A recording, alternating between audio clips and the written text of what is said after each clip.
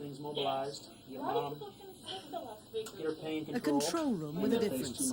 Dr. Louis Halamek of California's Stanford University is controlling the action in an unusual operating theater he sees through a one-way mirror. Carol asked to call the doc as soon as we're rolling through. Video cameras capture every moment in the room.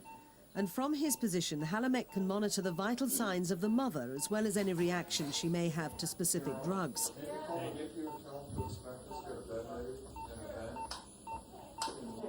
Under his watchful eye, a group of already experienced nurses and doctors from the Lucille Packard Children's Hospital are about to perform an emergency caesarean section. The mother won't know anything about it, not because of anesthetics, but because she is a mannequin, complete with blinking eyelids, computer-controlled lungs which breathe, and a heartbeat. In this simulated delivery room, medical staff can practice childbirth emergencies on dummies before confronting such situations with a real mother and baby. Big one. Here's the baby. Yeah, it's a little girl. Congratulations. Yeah, it looks a little floppy. The color doesn't look all that good. In this scenario, the baby is suffering thick mech or meconium aspiration. Okay. It's made more lifelike by a covering of guacamole and pea soup. I'm gonna need some help here, Brad, just getting this in and then... During each exercise, some participants act on Halamek's instructions in order to test the reactions and abilities of others. Can you hand it to me or you can do it there? The child dummy is not as sophisticated as the mother mannequin, I'm gonna go ahead and... but this encourages the delivery room nurse to think aloud as the tension rises. A little oxygen here. Okay, he's not really taking any breath, right? Is he breathing? He had a lot of thick meconium Heart rate down data there. taken from the participants shows that they treat these sessions with as much anxiety as if they were real-life emergencies. How are we doing, Brad? Any sign of respiration? Did you call for, The simulated delivery room Dr. allows Drohan? trained doctors and nurses to make He says breath mistakes. sounds on the right are very Then the coarse. lessons learned here could save the lives of newborn babies. How about now? Okay. After each role play, there's a feedback session. Here, participants watch the video and assess their own reaction to the To make it crisis. clear to you. We won't try to do things so subtly that it's Halamek hard to provides recognize guidance, what's there. but There's encourages bleeding. those taking There'll part probably to be be blood on frank the baby. about their That role. is the key. The other thing that was really interesting, These you doctors could and tell that nurses you were were buying into surprised the by their scenario, ability that to Brad said suspend you need to disbelief relax when your dealing finger with over dummies. too, so you can pass this. I actually did feel that sense of urgency for her. That's why I said drop volume. Which is true. And you can just see the gears turning. What else can I do to bring this heart rate up? I mean, it's an excellent, you can, physically, I mean, you just see, you moved your body back a little bit to try to get the whole situation in view. And that's sometimes what you need to do when you're the senior person. You're doing a fantastic job of doing that.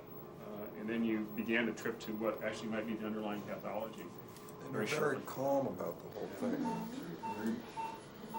I think we're going to need some help in terms of getting some epi. Can we call for help? Carol, could you call for Dr. Drohan? Well, we think it gets pretty real.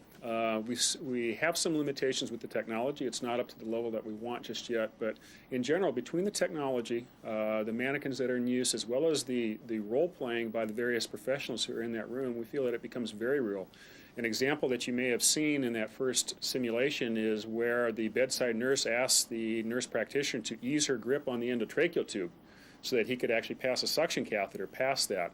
That tells us that she was so into the scenario and had suspended disbelief so well that her muscles were quite tight in holding that endotracheal tube in place. Research here at the Veteran Affairs Palo Alto healthcare system could benefit delivery rooms around the globe where new skills are often developed on real patients without the luxury of practice sessions. In this scenario, the child has an opening in its abdominal wall. The idea for a patient simulator developed from those used by astronauts and pilots and was initially used here to train anaesthetists.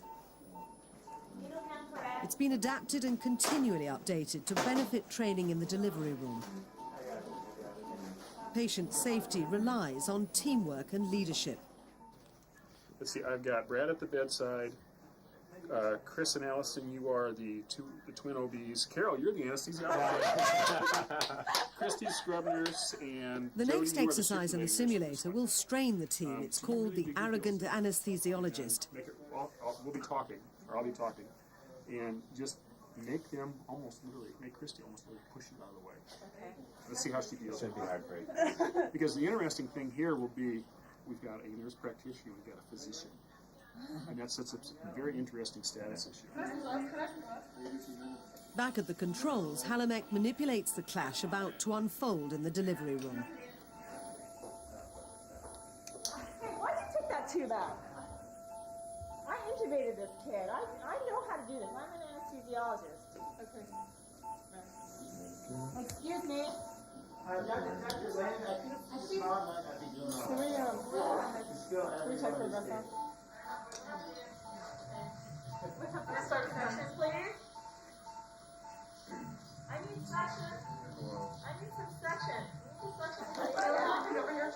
Start back on the video. Money coming. Until she like physically actually just takes charge, you know.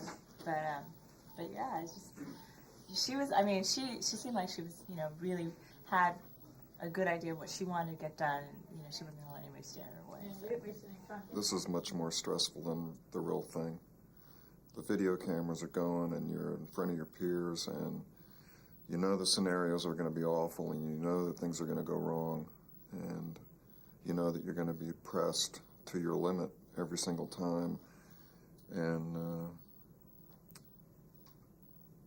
it's enormously stressful.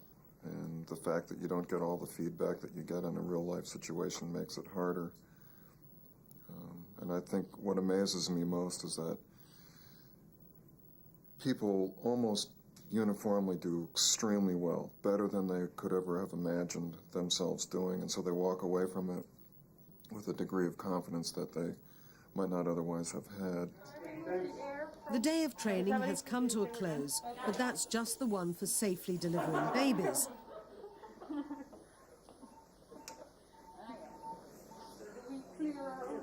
Halamek intends to develop the program to include other medical procedures, hoping that where California leads, the rest of the world will follow.